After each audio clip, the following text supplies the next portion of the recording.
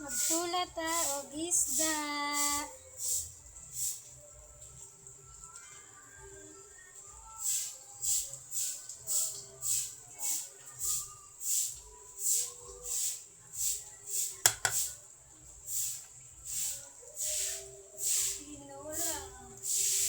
Tinulang isda.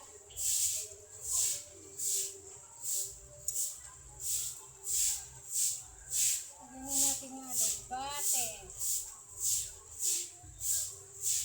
Nagprito ako ng isda.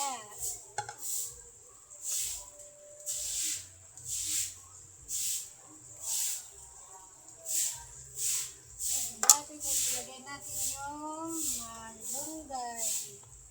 Pero, kuha mo lang tayo ng magic sarap. Ilagay tayo. Magic sarap. Na-magic natin yung luluto natin.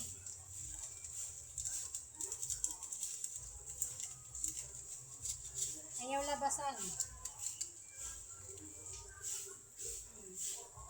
Lagyan na natin yung malunggay.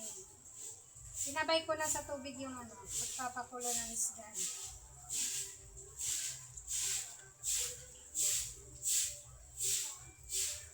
Para ang lasa. Ulam natin tanghalian ngayon. Yummy. Ka-harvest na naman ako ng malunggay at alugbate sa garden.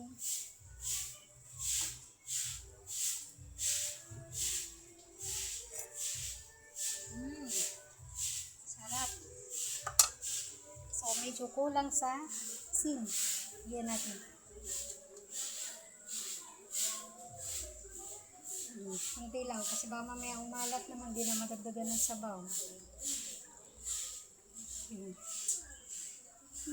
Yummy!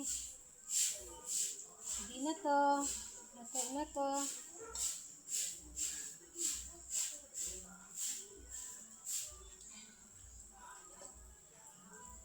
Sarap.